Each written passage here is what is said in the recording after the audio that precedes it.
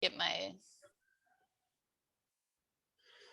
Hello, everyone. My name is Kevin Hallinan. I am the director of the Renewable and Clean Energy Program at the University of Dayton.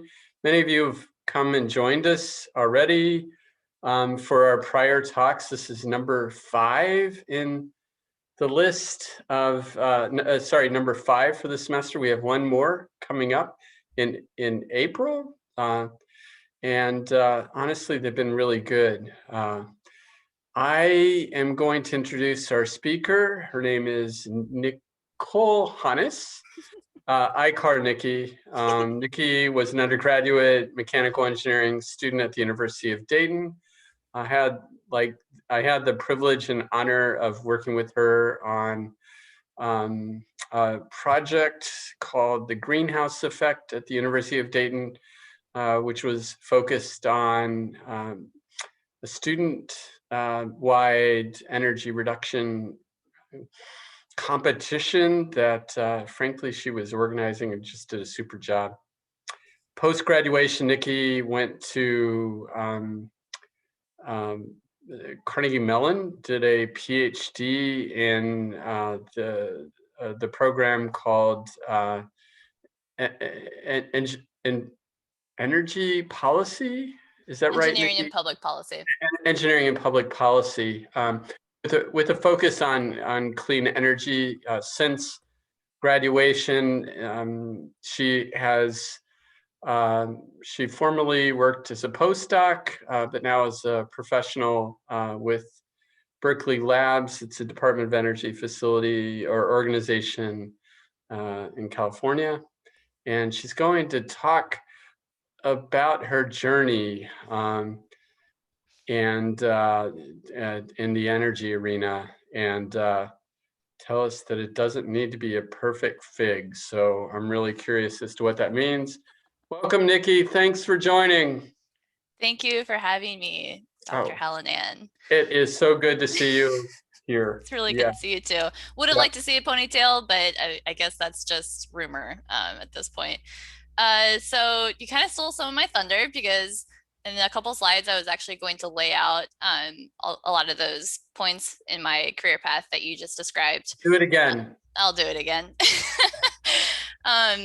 But first, I'll explain what the fig tree analogy is all about. And then, I'll go into kind of my career path and explain why flexibility has been a big part of why I'm at the Berkeley lab right now. It wasn't a very straightforward, every decision made sense. There were multiple jumping off points and pivots. I'll also talk about kind of the value of a good network, and especially the value of good mentors. Spoiler alert, Dr. Hallinan does make a cameo. And then I'll describe some of the work that I'm doing at Berkeley Lab. And I'll conclude with kind of hot topics in the energy field right now, based on my perspective at Berkeley Lab, as well as what we've seen from the Department of Energy coming out recently. And then I'll talk about different professions that one could pursue, and the different professionals that I've kind of interacted with throughout my career. And hopefully I will conclude and kind of make the case that there really is no one single career path if you want to be in the energy field, and you can change your mind and make it up along the way. Okay, so why fig trees? This is a quote from a book, The Bell Jar, which is kind of a depressing book, but I found a lot of insight from it when I was in college. And I really related to the protagonist in a number of ways. She was a writer, and she was at the beginning of her career trying to think about what she should pursue.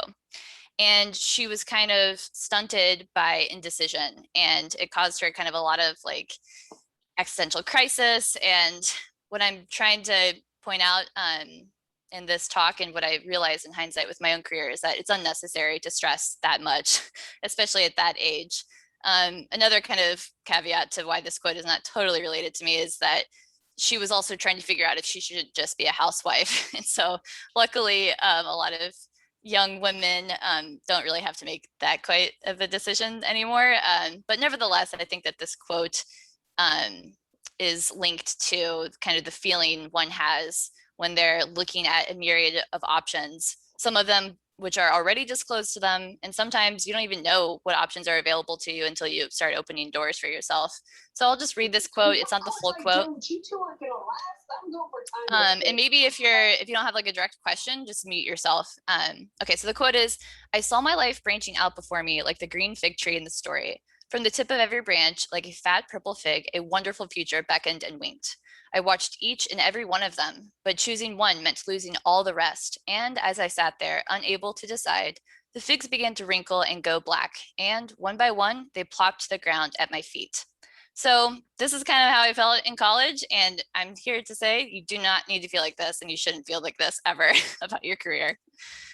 Okay, I can't see the top of my screen. So my path, it could have looked very different. I'll explain the different jumping points. Went to college at the University of Dayton. I graduated in 2011 in mechanical engineering. But when I started at UD, I knew I was going to be in engineering, but I didn't know what discipline or what type of engineering. And I was fascinated by electric cars, and Tesla was like coming out with this really cool hot rod electric car at the time. And I was like, that's what I'm going to do. I'm going to work on electric vehicles. I'm going to save the world from vehicle emissions. And so I was like, I'm going to go into electrical engineering because that's the only way you can work on electric cars is if you're an electrical engineer, is what I thought. So I landed pretty luckily an internship in the discipline of electrical engineering at the Air Force Research Lab. And the work was enhancing headphone technology for fighter pilots so that they could identify where sound was coming in an actual coordinate system based on cues from their headphones.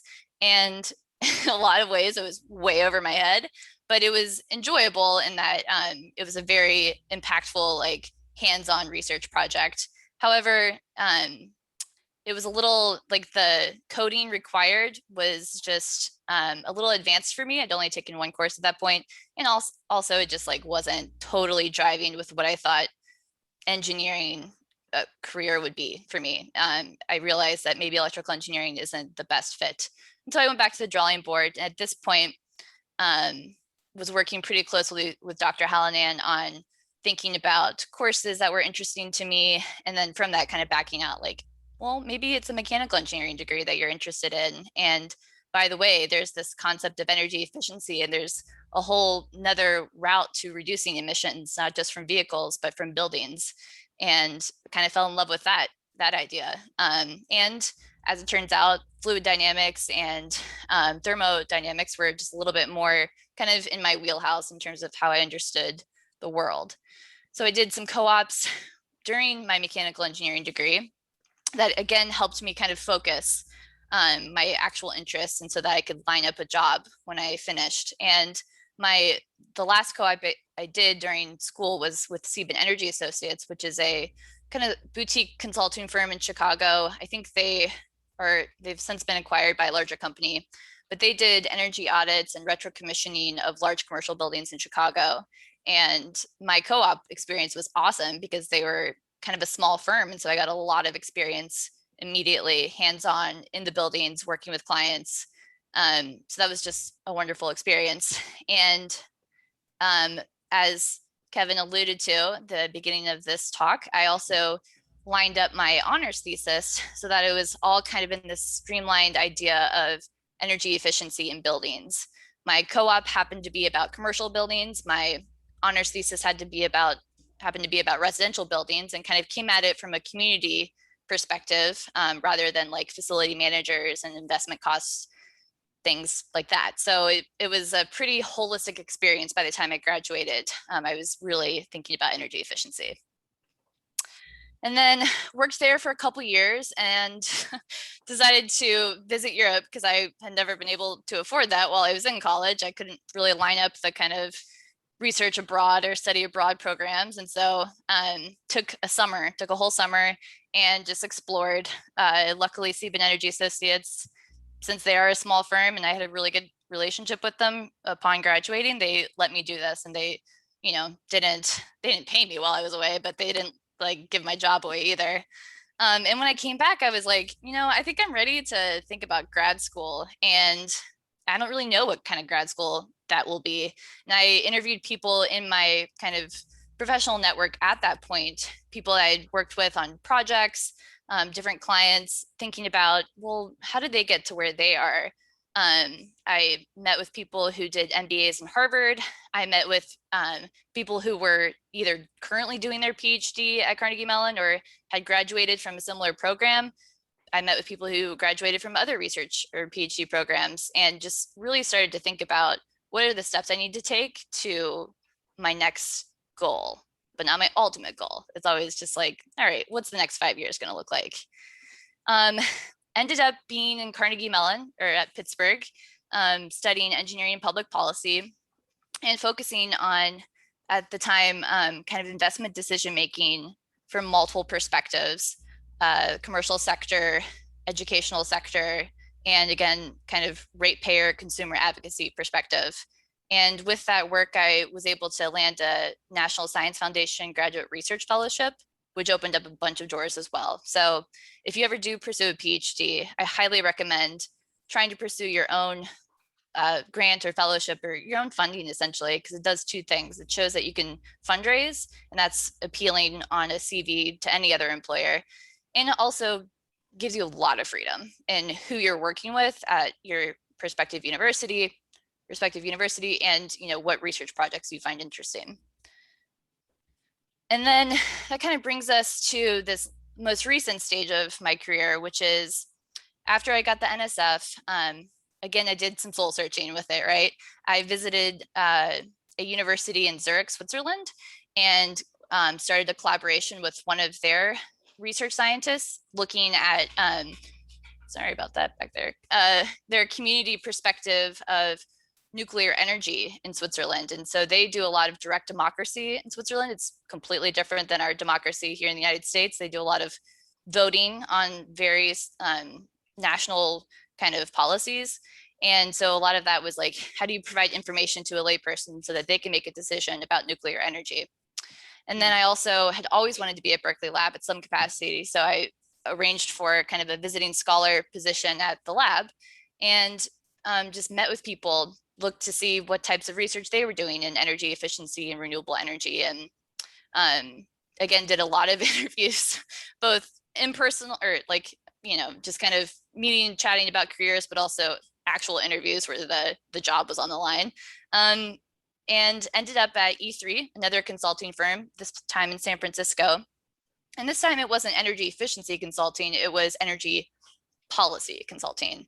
And that means like, what are the kind of climate goals and energy goals that different states are putting together? What do utilities think about when they make investments in their electricity grid? When they think about resilience, when they think about meeting renewable energy targets? So we worked with utilities, we worked with regulators and public utility commissions and states, and we had one contract that was like working with the federal government.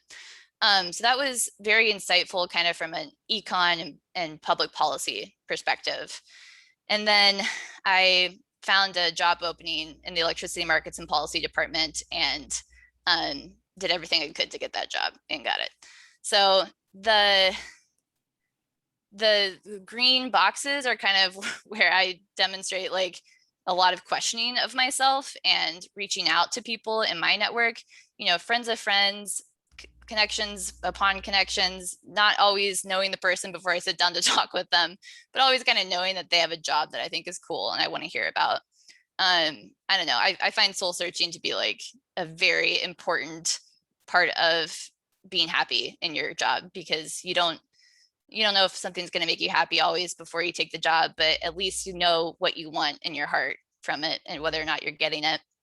And then these golden arrows just kind of demonstrate the different paths or places where I could have been like, no, I actually do want to do electrical engineering, and then voila, I'm an electrical engineer. Or I do a different co-op or a different internship, or I actually do well in an interview and get a different opportunity than the one I picked or was given. So I don't know, hopefully this demonstrates flexibility, and you kind of keep this in mind at whatever stage of your personal career path you're on. All right, so mentorship. These four people have had a huge impact on my life, and probably will continue for a while. I generally suggest to people that they follow people who support their whole life and not just a job. And I don't mean like financially support their life. I mean like they can give you feedback on lots of issues, you know, not just like, do you know how to do this calculation? So Dr. Hallinan for me in college was someone who got me started on a path. He like helped me pick one starter position. And he also, I don't know if he remembers this or not, but was actually a pretty forceful person in me finishing my thesis. So I had, you know, been a part of that project and led that energy competition on campus, but actually writing it up took something out of me, because in that particular semester, is my like second to last semester, you know, my parents were going through a divorce, and it was just a really tough year. And he sat me down a couple times and, you know, picked my brain on just what was going on in my life, but also was like, okay, but you should get this thesis done because it will benefit you in the long term. And it did. It did. So Yogesh Mardikar, he was my first mentor at my first real job. And he taught me how to be a confident professional. This is probably not going to be too hard to understand, but at that consulting firm, I was the only female engineer and really the only female doing technical client-facing work. And so I didn't really have anyone to look up to that looked like me. And he just kind of showed me the ropes on how to, I mean, even just like how to shake hands with people or say my full name when I'm introducing myself, how to make eye contact. I mean, some of the most minuscule things that I just didn't really consider when I was in college that he kind of brought to the forefront, and it was like, this is how you present yourself to professionals. He also helped me think about how to negotiate salaries and bonuses. So this is something I would recommend everyone seeking out advice for in their particular field. And then he had a PhD, so he helped me think about just like, what does research look like on this topic? What kind of programs might be suitable for you? And he also introduced me to other kind of PhDs or lawyers or business people in this field, and let me have meetings with them over coffee about what is their life like. Gabrielle Wong Prodi, she was my PhD advisor, and she's my first and apparently my only female role model in like a very professional sense. She inspired me to try and fail at things, and then if I failed, to try again. And so what that really meant was in my second and third year of my PhD, when I was applying for grants and fellowships, I was getting a lot of rejections. And it was pretty tough on the ego to think that my ideas were good enough for anyone else outside of Carnegie Mellon to fund them. But if she didn't keep pushing me, I wouldn't have applied for the NSF, and that wouldn't have worked out. So that was my graduate experience. Prepared me in a lot of ways for being a postgraduate researcher, but one of the ways was you have to fail sometimes. Unfortunately, that's part of kind of the gig, the life, is getting told no and kind of redirecting your ideas and trying again. She also kept me sane during my PhD. It's a pretty stressful experience, I think, for anyone. And she was just a very kind person and very understanding. And I don't know if everyone in their PhD has a relationship like that with their advisor. And so, yeah, hard to say how much that could transfer, but I was lucky. My current advisor or supervisor is Pete Larson at Berkeley Lab. And he and I have only known each other for a little over a year at this point, but I can already tell that it's going to be a good relationship. He is teaching me about, among other things, he's an economist. He's teaching me about team science at the lab and how research at a national lab is quite different than research in an academic sense, and maybe research in a consulting sense as well. So he's got a very good national lab perspective to give, and that I've learned a lot about. He's also helping me kind of direct my topics and proposals towards what I'm calling like bigger impact work. And I mean this on a national perspective. So a lot of my previous PhD in consulting focus was kind of on specific service territories or cities or parts of the country. And he's basically said, look, our client essentially is the Department of Energy, and they've been thinking, they think about things on a national level. So these ideas, if you want to start them as like a scoping project in Southern California, that's fine, but you need to think about how that scales up and the different data sets that are available to you or that you need to create in order to make a national impact. So yeah, Pete Larson, great guy. All right, so beyond your mentors, it's also just important to continuously expand your network. And these are all individuals that have had a say basically in my my thesis, like the actual construction of the thesis. They've helped me professionally. They have been collaborators on research projects and either provided data or partial funding. They started as soon as I was in college. A lot of the people in my network are some of my classmates or friends of classmates that were lawyers, MBAs, teachers, people interested in kind of energy research on a broader level, and they got me in contact with different programs and initiatives. And so, yeah, it's always, even your roommate could be your professional contact in 10 years. You never know. So I also wanted to include a slide on technical training. A lot of the previous slides were kind of on like the social aspects of a career and how you network and kind of build that up. But there's also a lot to be said about your technical training and the skills you can offer and that make you marketable. And so in undergrad for me, that was really honing in on mechanical engineering and concentrating in renewable and clean energy and taking master's level courses so that by the time I was a consultant, I could put together these spreadsheets or little models of building simulations kind of on my own. And it's not, these aren't always skills that you need to maintain for your entire career. I, would have to kind of brush off the dust for some of these building simulations right now.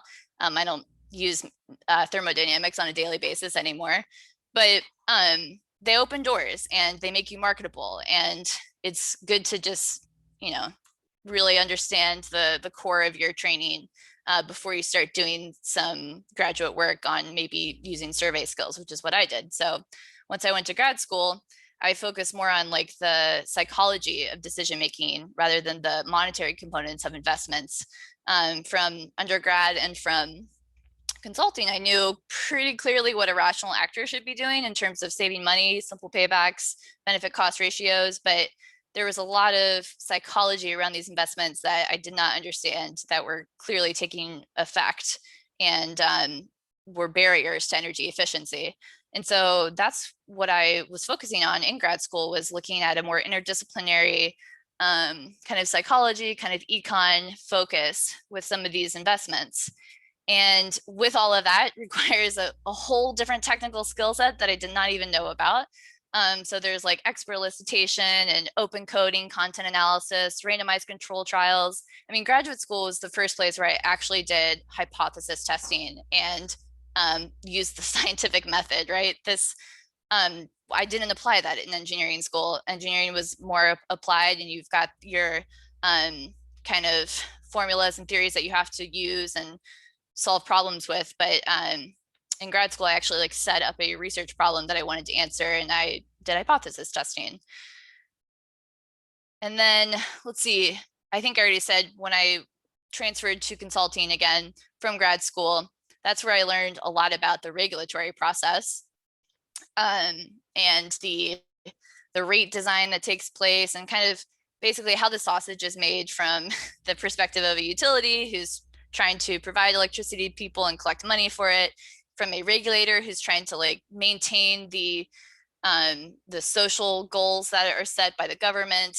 And then of course the government's aims are also kind of put together in a method, right? And I didn't know about those methods until I worked at E3. And then finally, that brings us to now, where I am kind of turning back to economics in a more formal way, similar to grad school, where we're again employing surveys to think about the cost of interrupted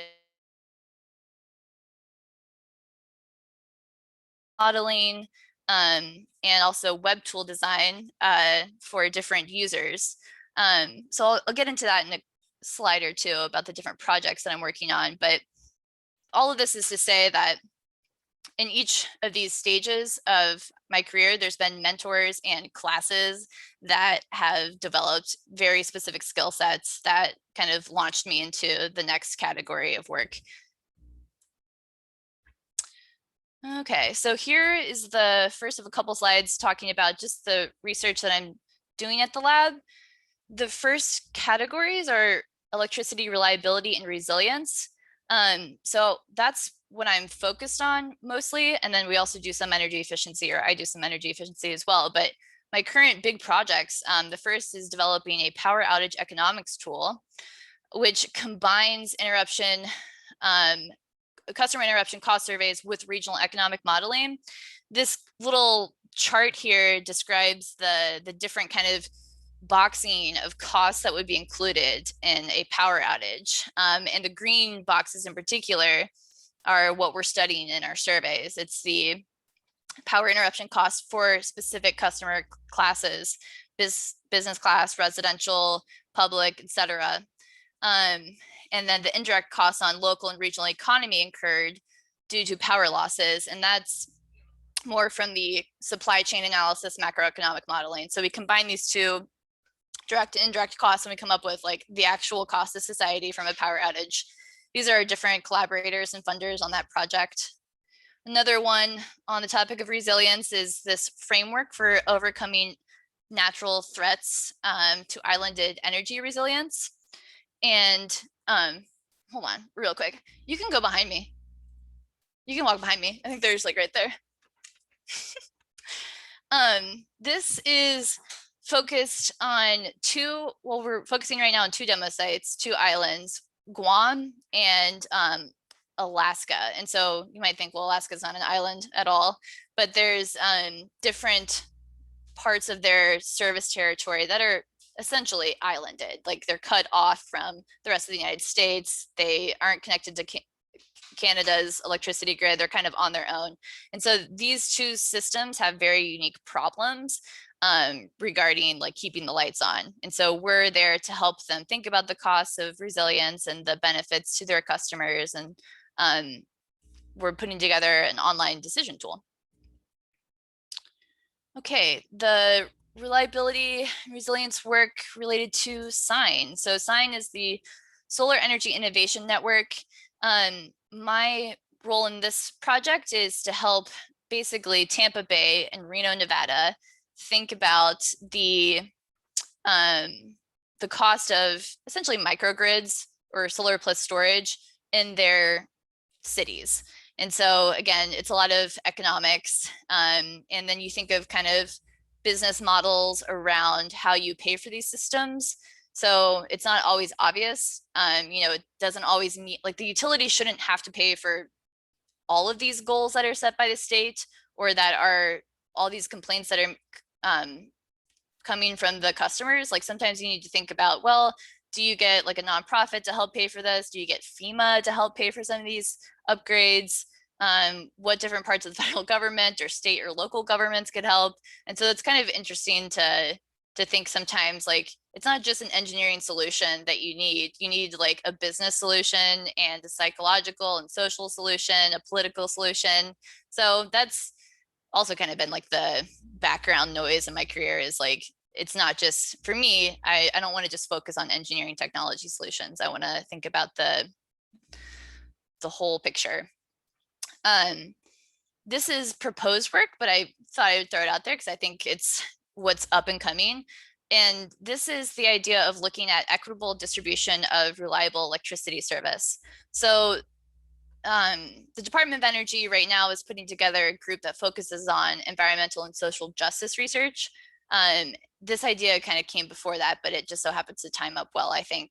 And so the idea is that you would look at power outage data in a specific service territory, and you would link that with demographic data, and you would decide from your analysis, well, does it seem that there's more frequent power outages and longer duration power outages in certain neighborhoods? And what are those neighborhoods like? What are the demographics? So there's certain aspects of like critical facilities, for instance, have to maintain power. And so utilities will make sure extra hard to keep lights on for the hospitals. Well, as it turns out, a lot of hospitals are kind of in nicer neighborhoods. And so there's just some correlations, some kind of policy guidance that utility regulators could be thinking about when they're asking their utilities to provide reliable power. They could incentivize certain neighborhoods, for instance. Okay, so my work on energy efficiency. The first is looking at the industry size and trends of energy service companies. So I'm sure a lot of you probably have heard about ESCOs in your energy efficiency or mechanical engineering classes, perhaps. The idea there is that it's basically a company comes into maybe a hospital, for instance, and says, you can upgrade this chiller and it'll cost this much. And the hospital's like, I can't afford that. That's way too expensive. We have other priorities. And so then the company says, well, okay, we will pay for the upgrade, and then we're going to charge you a utility bill. And basically the savings, the energy savings from this are going to help you pay off this investment. So there's multiple ways that that can be arranged, but that was kind of the high level description. And we're also, so we're doing this kind of survey of like, how big is this industry, the ESCO industry in the United States? And should the government subsidize or incentivize the ESCO business models? And then we're also looking at project level data, which is what eProject Builder is. So we've got all of these ESCOs, we've identified all of them in the country, and then we have them go through this accreditation process that the federal government requires. And through that accreditation process, they have to upload project data to us. And so then we can get into the real nitty gritty of the economics of all of these ESCO projects and like which ones are the most cost effective, which ones also help save water, things like that. And then I'm co-directing the Center of Expertise for Energy Efficiency in Data Centers, or the COE is what we call ourselves for short. We're looking at barriers to energy efficiency in specifically data centers. As you can imagine, the idea of a data center has changed in the past 10 years and has exploded in a lot of ways. So there's a lot of really fascinating, like nerdy engineering tactics for cooling these data centers, these giant blocks of servers and stuff. But then there's also a lot of interesting cost sharing and split incentives, and again, business models around, well, if you have your data center offsite, if it's not in your building and you don't own it, maybe you just like rent a server, for instance, in cloud computing, who should pay for energy upgrades? Who should care about if this is energy efficient or not? So there's the same kind of psychological and social barriers that arose in commercial buildings are also arising in data centers, and it's becoming a bigger problem because data centers are increasing their load in the country. Okay, what does the slides say? I'm having a hard time seeing the full contents. Okay, current hot topics. So these come to mind either through what our EMP department is focusing on, or what legislation I've seen take place in California, which tends to lead the way in some aspects about energy efficiency, electric vehicles, renewable energy portfolio standards and things like that. But it's also things that I've seen outlined in Biden's climate plan and in the Department of Energy's new administration. So I told you about environmental and social justice or energy justice. This is the idea that our low and moderate income communities in this country should not have to live near dirty coal plants. They should be able to access solar if they want to.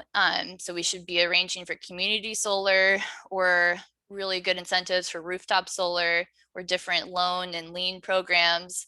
So it's just the idea that we should be providing clean, not polluting energy to all of the United States, not just rich people that can afford their own solar panels and batteries. Infrastructure and jobs. Biden is huge on this right now.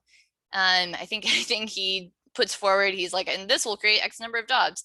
So the infrastructure that they're focusing on, at least in the climate plan, are the energy grid, buildings, water, and transportation, as well as some of these items listed here in what are called the 4 pillars of decarbonization. But also I wanted to get to the third point, the brokering international alliances on climate change topics. So, you know, that's basically the Paris Climate Agreement, and how do we get back into it? And how do we now negotiate with countries like China about their role in reducing emissions as well? It's, I think, fascinating from a geopolitical standpoint, just because we have no leverage. Like, we've dropped out and then we joined back, and it's just so embarrassing. But anyways, these are the 4 pillars of decarbonization that I've seen a lot of researchers and consultants focus on. So, and I imagine this also has come up in some mechanical engineering courses. Basically, you think about your baseline energy use and you think about ways to conserve it, reduce it, and improve energy efficiency.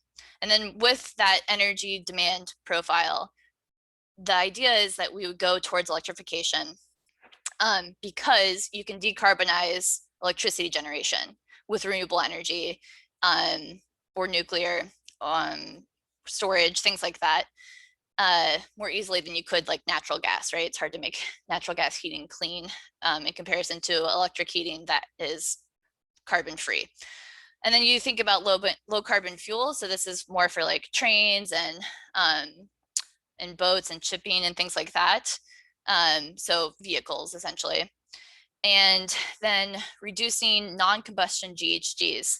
So I know very little about this last aspect, but I think this has more to do with agriculture and perhaps concrete and building construction materials and things like that.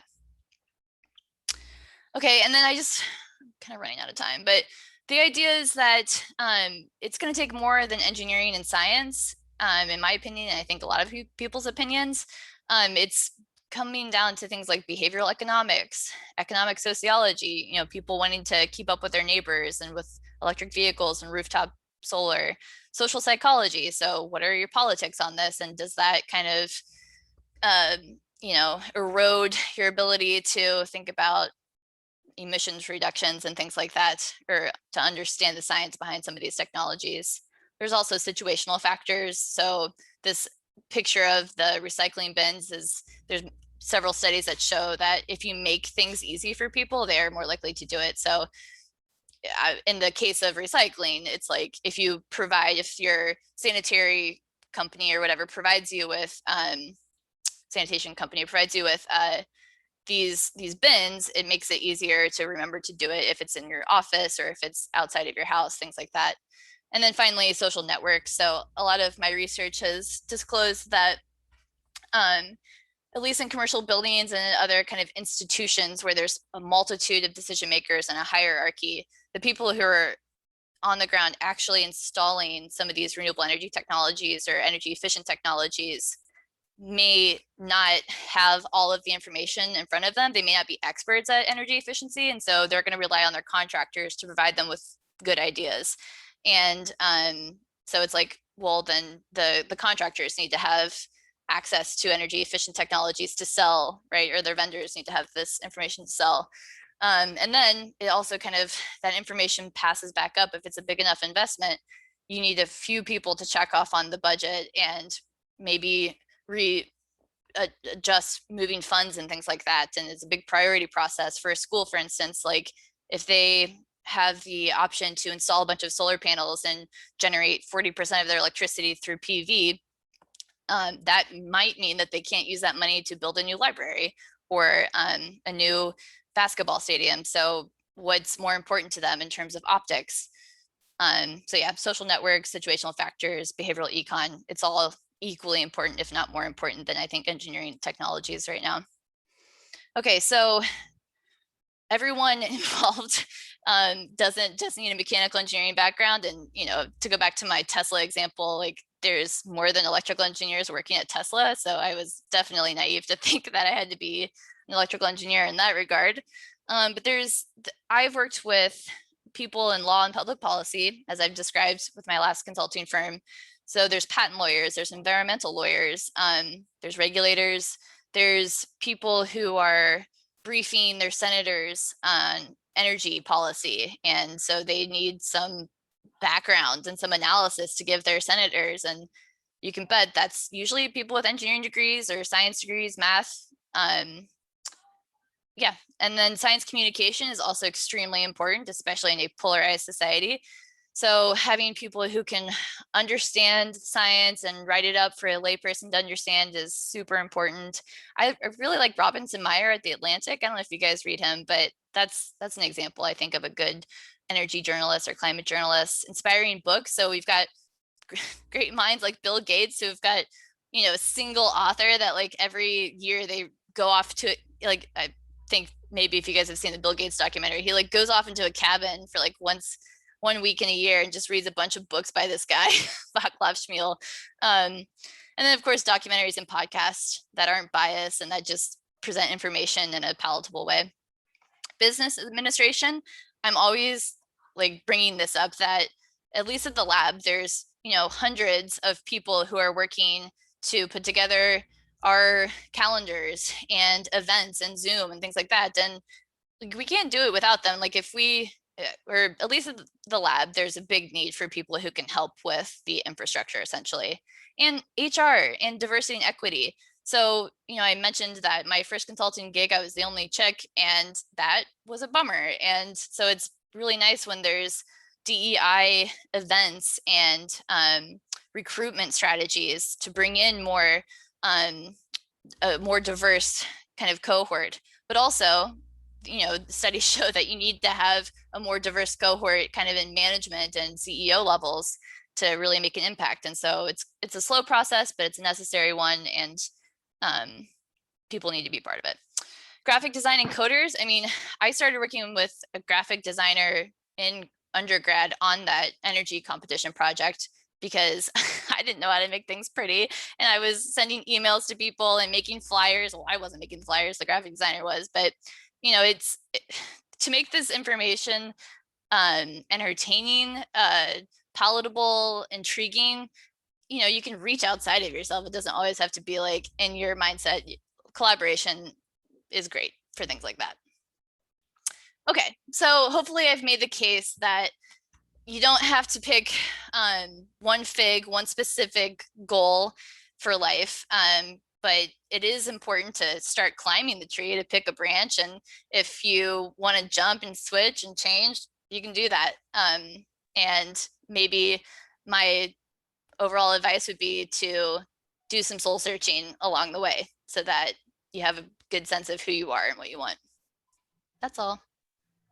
Thanks, Nikki. I'm glad you didn't say plum tree because I have had one, and in 10 years that I've had it, virtually every plum has fallen off. So like I had no choices. No, I don't know. I honestly don't know anything about fig trees beyond that quote, so Gotcha. maybe I shouldn't use it. Hey, for those of you who are here now, can we give a thumbs up to Nikki for really a great talk? So appreciate it, everybody. So at least a thumbs up and a participant view. I'm going to turn you off from highlight standpoint, Nikki. So everybody, any question time? I'll refrain until you ask. Hi, I got a quick question for you, Nikki. Can you just elaborate a little bit on how you decided and why you decided to move on to a PhD, and a little bit more about, you mentioned having that fear of losing some of your skills as you move from step to step. Do you just kind of reconcile that with those opportunities led you to the next opportunity, which then just naturally progresses to the next one? So Thank you. Great talk also. Oh, good. Glad. So I'll start with your last question first. Yes, I do just kind of reconcile this inevitable decline of some of my remembering of the Bernoulli's principle, for instance, with this idea that I am still doing very technical economic modeling now. It's different, it's on the same topic generally, but you know, I guess the other kind of thing that I've learned is that I I may not be the most technical engineer, the most technical mind in a room on a particular project, and my skill set might be in fact finding and communication and organization and things like that, that, you know, also are really important in a project and create their own insights. But yeah, I can't hold everything, all the balls at once in terms of my skill set anymore. And being honest about that, though, in interviews with potential new supervisors is critical. You wouldn't want to, I would never say that I still apply thermo, you know, that would be really misleading. So being honest with yourself and your supervisor. And then the first one, why did I pick a PhD? So I, despite having to get pushed to finish my thesis in undergrad, I actually did enjoy the research process and wanted to do more of that. And I thought to myself, I don't think the MBA is going to be really research focused. I think that's a different thing. I don't think a public policy program alone is going to be the type of research I want to do. I still want to maintain kind of a technical aspect to the work. And what was the other kind of PhD or grad program? Did I say, oh yeah, I was also considering law, and I'm not ruling that out, to be honest, that law school is still intriguing. But to be totally honest, the PhD was free, and I'm not a wealthy person. I never have been. And if you play your cards right, you can get your PhD paid for, and you can't get your master's paid for, as far as I know, for the most part. And you really can't get a lot of these other professional degrees paid for unless you're brilliant and you probably win some sort of fellowship. But PhD was paid for, so. Great, thanks. Questions? Anybody else? I had a quick question. Thanks so much for your talk. It was really great to hear kind of your journey. Hey, Nikki, but this is Jen Hoodie.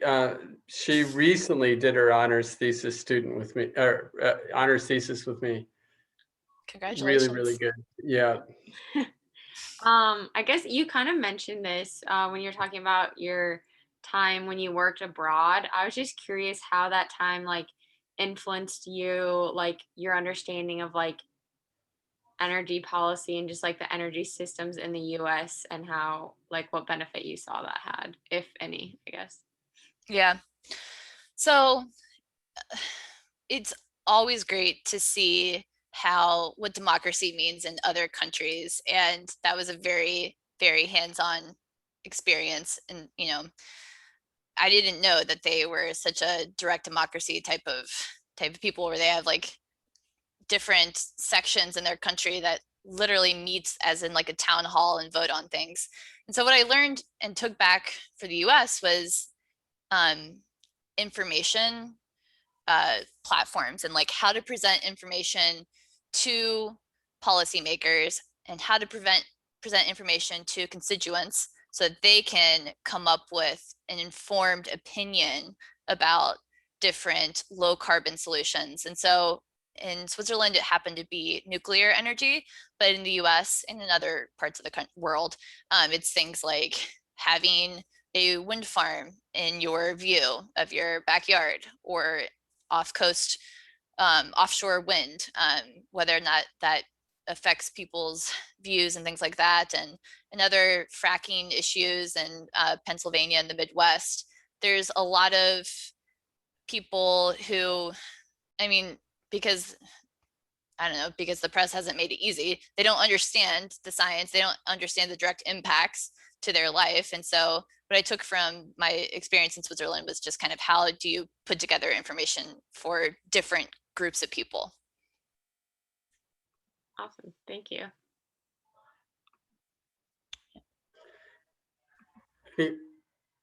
Anybody else? I just have one for you, Nikki. And everybody, if we can close with this question, not that I want to be the last one, but I think it's important.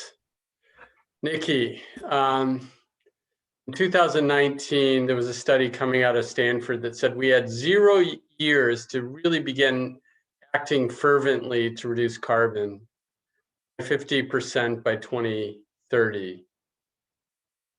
And that is kind of line in the sand. Do not go above that. If you do, then you're at, above 2C long term. I guess, is there anything that gives you confidence, hope that we'll achieve that goal of 50% carbon reduction by 2050 and then carbon neutrality, by 2030 and then carbon neutrality by 2050? I guess I'm begging you for confidence. So my initial reaction is to not answer that question, but answer a question that I would prefer to answer. Okay. But I'm going to come back to it because I'm an honest person. You asked an honest question.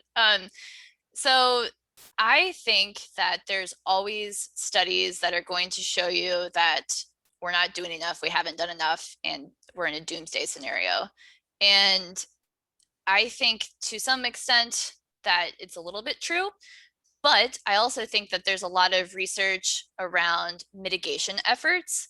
And so are we going to exceed 2 degrees Celsius? I don't know. I can't get a gauge from all the people I've talked to on whether or not that's going to happen. But I do have a pretty good feeling that we are in the mitigation stage of this whole fiasco. And what are we going to do with our at-risk communities? We've got plans in place for some communities. Are we going to incentivize people to move to certain places? I mean, I think that there's a lot of like contingency plans already in place if we don't meet 2 degrees Celsius.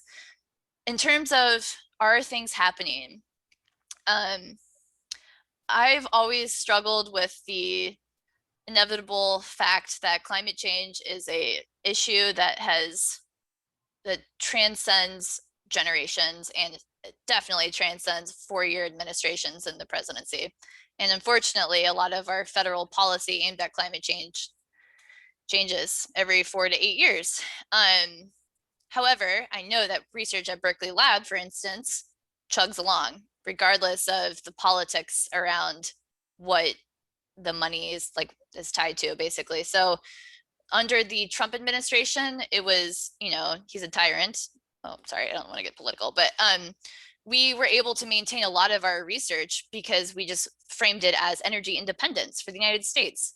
And so as it happens, a lot of energy independent technologies also correlate with low carbon emissions and a stronger infrastructure and more resilient solutions to electricity grid and power outage and stuff like that. So there's a lot of that's less, I guess, sensitive to the administration. And I think also that, especially with like electric vehicles, for instance, those are going to just become much more acceptable and normal in the next 10 to 20 years. And I kind of live in a bubble. California is pretty progressive in terms of their policies. And so it happens to be that, it's also like 1/5 of the US economy. And so what California says in terms of vehicle emission standards or building codes or things like that tends to play out in the rest of the country, simply because if you're building or designing new materials or vehicles to meet California standards, to meet California standards, you're probably changing over a lot of your supply chains and manufacturing. So you might as well just provide those to the rest of the country as well for the bottom line to pencil out. I don't know. Is that a good enough answer? That's good enough. Hey, everybody. I'm going to go into closing this out only because I actually have to teach a class at 8 p.m. Oh my God. I know, not my preference, but I volunteered for it. So in any event, I just want to thank Nikki for a great talk. Great to see you again.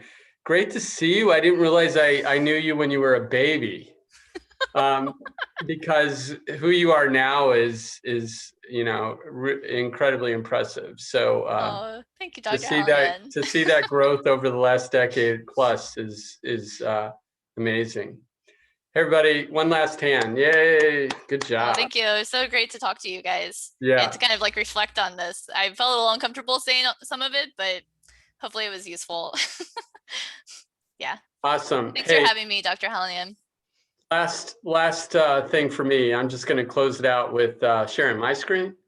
So one last talk in the speaker series, and that is coming up on April 6th, 7 to 8 p.m., same time, same channel. And it's a person I consider to be an incredible innovator in buildings. His name is Zach Denning, for an organization, a startup organization in California called Hank. And they're really bringing AI to large scale, to buildings for large scale energy reduction. I think it'll be really interesting to hear what Mr. Denning has to say. So everybody, thanks for joining. And thank you especially to Nikki for great talk, and just great to reconnect with you again. Okay. Yeah, same here. Adios, everybody. Bye. Thank you so much.